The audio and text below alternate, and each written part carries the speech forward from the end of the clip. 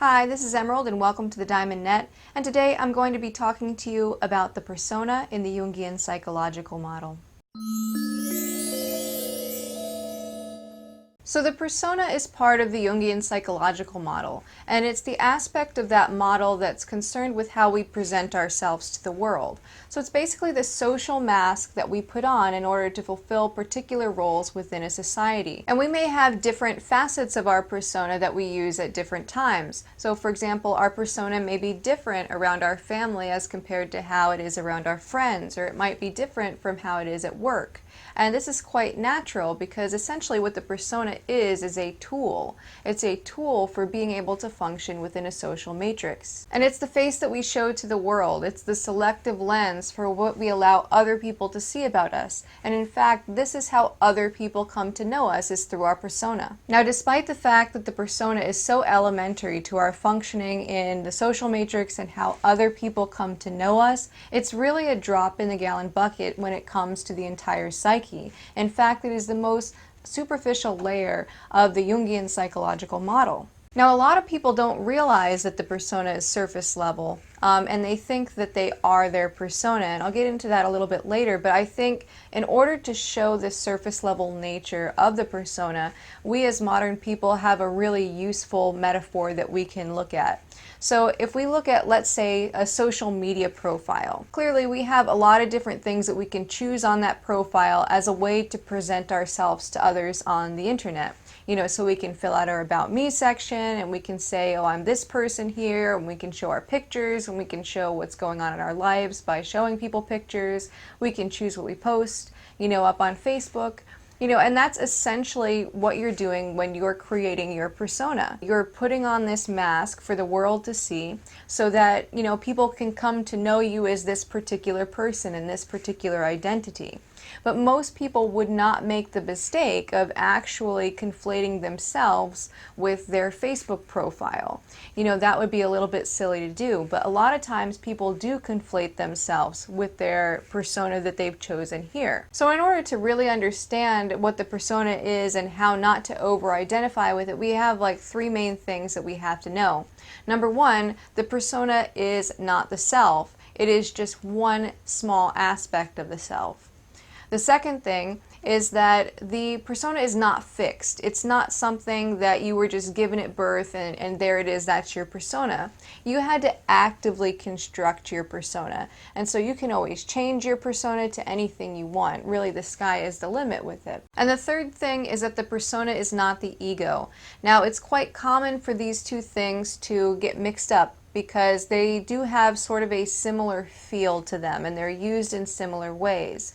But really what the persona is your social masks. It's how you present yourself externally for functioning in the world.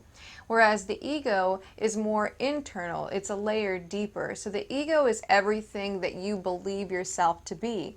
And even though it is a rather small area of the psyche compared to the entire rest of the psyche, it's usually more expansive than the persona. Usually there's more things that you identify with than what you actually present to the world. Now, having said that, for most people, the persona is heavily informed by the ego, so we tend to create our social masks in congruence with the ego structure. Now, if someone has a weak or underdeveloped ego, they may make the mistake of only identifying with their persona, so the persona and the ego would essentially be the same thing. But this is very unhealthy because the persona is, by its very nature, very superficial and narrow. So if you narrow your ego down to the level of persona, it creates a lot of problems. Now, this pattern of identifying only with the persona tends to happen, what I've noticed anyway, is in young teenagers. So they may come to be identified with a particular style of music or a particular clique of some kind, and they may try to present themselves in a way that's congruent to that.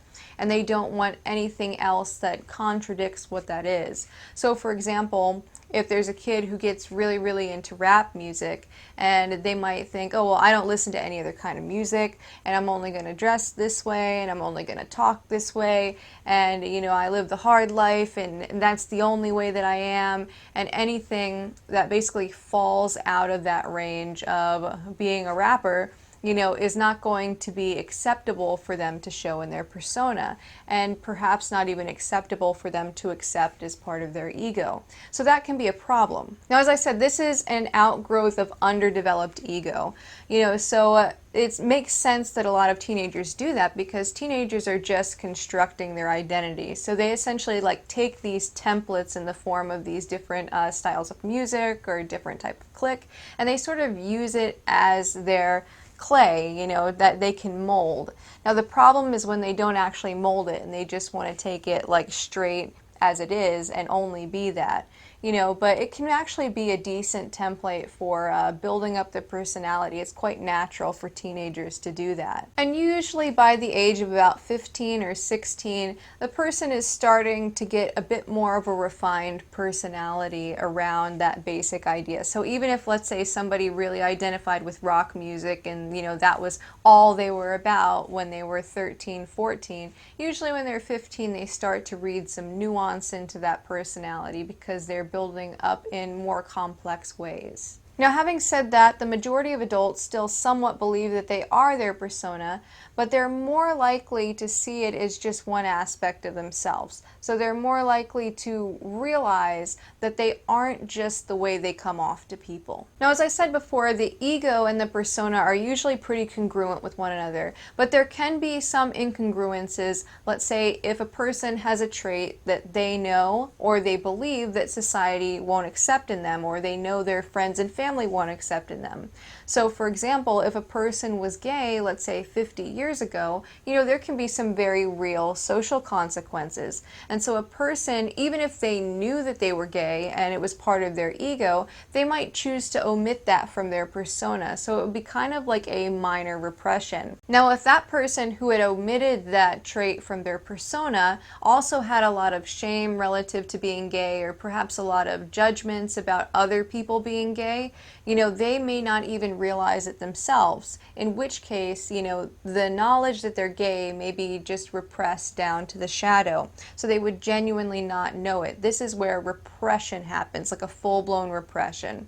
So that's the difference between lack of expression, so lack of allowing a trait into the persona, and an actual full-blown repression. Now, of course, not expressing a particular trait in the persona is not ideal, but it's not quite the same thing as going unconscious to that trait. Now, in this next part of the video, I'm going to go over 7 different problems that can be experienced with regard to the persona. So the first one is not creating a persona at all. So essentially what the persona is it's a tool for functioning in society. So if a person neglects to create a persona or has an underdeveloped persona, what they're going to find is that they're not able to adapt very well socially. Because this is how people come to know them, if they don't really have an idea of how they're coming off to people or what their personality is that other people see, they're not going to be able to function as effectively in a social way. All right, the second persona problem is constructing your persona in such a way that it doesn't allow for the expression of the full depth and breadth of your personality. So in another one of my videos, I spoke about how people have a preconditioned personality. A lot of times people will think that a person's personality is just a conglomeration of different social constructs, but this actually isn't true. There's something that's there even before society enacts itself upon you. You're not just a blank slate. And so if you construct a persona that doesn't allow that natural personality to come out, then you're going to run into some issues. All right, the third persona issue is if someone has a persona that's too narrow and is only identified with one or a few different social roles. So for example, if somebody's a doctor and that's all they are, they don't have any interest outside of being a doctor, and that's what they identify as. And I think a really good example of this would be in the movie Black Swan, where the main character that's played by Natalie Portman, she's so obsessed with being a dancer. Like, that's her whole entire life. Like, she never really does anything else other than that. Her whole entire life is basically this huge sacrifice for dance, and she becomes very neurotic as a result. And there's this one scene when she's meeting this guy at this bar, and she can't really loosen up. And he asked her, hey, who are you? And she goes, I'm a dancer, and that was the first thing that she said. She didn't go straight to, oh, my name is this, or, oh, my name is this and I like to do that. It was immediately, I'm a dancer, and her identity, her persona, essentially eclipsed her whole entire personality. Another movie example of this would be in the movie Requiem for a Dream, where the character that's played by Eileen Bernstein, she's basically this old mother kind of figure, where, she essentially, she lives alone. Her son hardly ever comes visit her. Her husband passed away years ago. And, you can tell that the only things that she ever identified herself with were being a wife and being a mother. And I think beauty is also part of her past identification, but because, she's in a sense like past her prime in that way in the movie, she has a lot of like fantasies about going back and, like having her husband Seymour there and being the mom, and, maybe the son's going to have some kids, and, she's going to wear a red dress and be beautiful again. And she gets into like this fantasy of like, trying to be the way that things were in the past and have that persona that she's already outgrown. And so because these are very narrow and we're actually very time sensitive the way that she was identifying, now she's stuck with not really having a persona, which goes back to that very first problem that I mentioned of not having a persona. So she lost her ability to really function in society, and she ends up in a lot of really negative situations in the movie as a result. And this example brings me to problem number 4 of the persona, is making something that you'll lose a core aspect of your persona. So, for example, youth is something that everyone will lose. And so if you identify strongly with your youth, you're going to have a really, really hard time as you get older, because essentially if your main core identification is with youth and all of your other identifications stem off of that identification, what will happen is that you'll slowly start losing your ability to have a persona as you get older, and life will sort of feel like it's passing you by because you won't be able to function as well in society. Now, this is a huge risk in our society because most of the people they depict in the media, like in movies, that type of thing, most of the protagonists of stories and most of the characters that you're meant to identify with are young people. And so because of this, because of the lack of representation of older people in movies, it becomes difficult for someone to create a persona from that. And so a lot of older people tend to get more and more disconnected from society because they just don't know how it is they can fit in a way that they want to be. All right, problem number 4 is conflating the persona with the ego. I spoke about this before. So somebody with an underdeveloped ego may come to identify only with their persona. So anything that falls outside of the persona, they don't consider it to be an aspect of themselves. All right, problem number 6 with the persona is if someone's persona is too rigid, because this basically blocks off a lot of their natural drives and a lot of their natural personality doesn't come through. Now, this rigid persona happens when somebody tries way too hard to come off a particular way or be seen in a particular light. So, for example, teenagers are also like notorious for this, mostly because they tend to conflate the persona and the ego. And I was no exception to this. So, for example, when I was a teenager, I was heavily identified with like goth type of stuff, and so I didn't want to ever be seen in anything that was other than like the way that I like to dress. So if I were to be seen in, let's say, I don't know, the color blue or pink or something like that, well, that would be, an issue for me because I wanted my persona to be just a particular way.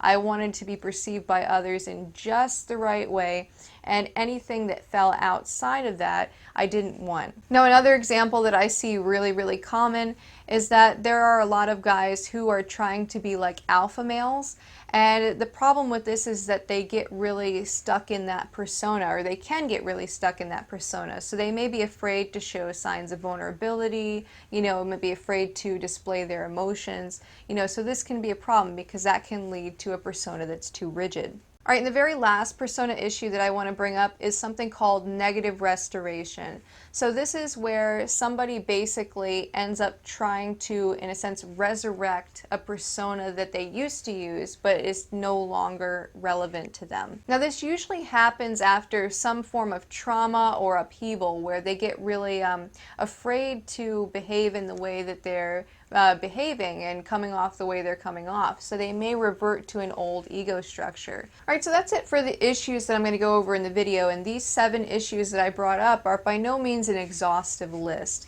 but this gives you an idea of what can be some common things to watch out for when you're creating your persona. But when you're consciously creating your persona, it helps to know what having a healthy persona entails. So there are 3 main qualities that constitute a healthy persona. The first is that it's flexible, so it can adapt to many different types of situations, allowing you to fit in many different social environments. The second is that it's transparent. That means that mask is see-through and allows whatever happens to be inside to come out within reason. So it allows you to express more of the full depth and breadth of your personality. The third is that it's held at a distance and recognized as a tool as opposed to like some inextricable part of yourself. So you can see it as something that you're using to interface with the world, but it doesn't really mean all that much about yourself. All right, so here are some steps and some things to keep in mind for creating a healthy persona. So the first step is to realize that personas are 100% created by you.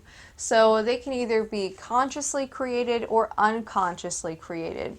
And in knowing this, you should be able to feel at ease with being able to create whatever persona you feel is going to best allow you to express yourself. Oftentimes, people will feel held back by the idea that whatever persona they have is just the one they're stuck with, and that any change to that would be dishonest. But really, when it comes to persona creation, the sky is the limit. And as long as you're making it fairly congruent with your internal experience, it's not a dishonest thing. All right, once you realize this about the persona, then you can go on to the second step where you decide to consciously create your persona and to decide to create it in whichever way you think is going to best serve you. So I think the best way to think about this is in relation to like think of yourself as an artist and your persona as your work of art. So that way you can feel like you can create it any which way that you want and it'll be authentic to you. And I would recommend approaching this in the same way that children approach the game of make-believe.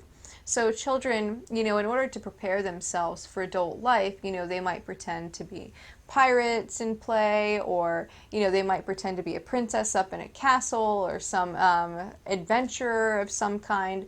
And basically, this gets them used to playing some kind of a social role. It's them trying on different personas, albeit very fantastical personas.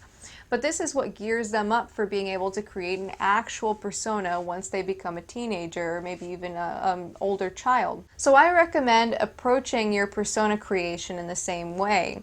So a child, when they're pretending to be a pirate or they're pretending to be a princess, they don't literally believe themselves to be those things. They're just enjoying wearing that social mask for a while, and then they can put it down and they can go back and they can eat dinner with their family as their usual self.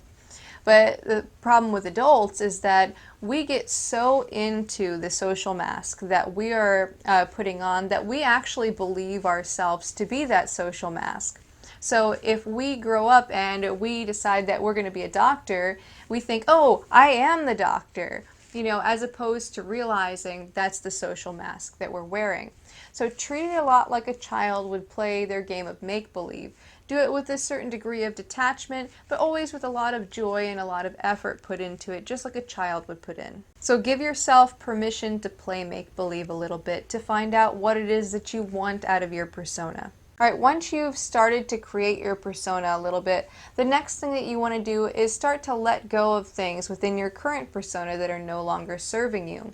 If something is keeping you from being your full self or expressing in some way that you'd like to be able to express yourself, you can actually decide not to do that anymore and switch that aspect of your persona out with some other aspect that's going to allow you to express yourself better. So you're not married to your persona, and if your persona is making it difficult also for you to adapt in particular situations, it means it's not really doing its job properly. And so you could benefit from switching some things out and just letting go of things that are just no longer really doing anything positive for you. Alright, so step number 4 is that once you've started creating your persona and once you've started to let go of things that no longer serve you, it should become quite clear that your persona is just something that you've created. And in doing so, this will allow you to go a bit deeper and to realize things about yourself that you may not have known. So you can really use this as a springboard into inner work. And I highly recommend you do so because it'll help you even more so go toward the things that you want, and it'll help you create the persona that you want. So you might try to do things like shadow work and meditation and basically anything that's going to allow your consciousness to travel beyond the confines of your ego. Alright, so while you're creating your persona, the 5th and final step is to maintain a certain level of distance and detachment from your persona. So remember, your persona is not the full extent of yourself. The persona is only a tool that can either be picked up or set down whenever it's not useful, and the persona is always 100% created, so it is an invention of the mind. So my recommendation for keeping distance is to create the persona in much the same way that Buddhist monks create a mandala out of sand. So basically they spend a ton of time just working on creating beautiful mandalas out of sand, and at the very end they wipe it away. And essentially that's the way the persona is. You spend a long time creating the persona and having it through life, and at the end of life you'll have to wipe it away anyway. But just know that it was never real in the first place. It was always just dust in the wind. And so always keep a level of detachment, otherwise you can get very attached to something that isn't real or permanent. But just because something isn't real or substantial doesn't mean that it doesn't have practical function out here in the world. It is absolutely core to your ability to function in the social matrix to have a persona. So what I recommend is just enjoy the process of creating your persona and always make it in such a way that it makes life easier for you. Anyway, that's all I have for now. I hope that you enjoyed this video. If you did, go ahead, click the like button below and subscribe. Also, write me a comment. I love hearing from you guys. I also want to say thank you to my patrons for supporting my channel. And if you guys are interested in supporting my channel in exchange for rewards, I have a link down below in the description box. Also, if you would like to get notifications for my videos in the future, what you can do is you can go to thediamondnet.org, and I have like a little content form that you can sign up on, and I send out weekly updates every Sunday to let you know when I've released a video. And that's all I have for now, and until next time, keep becoming more you.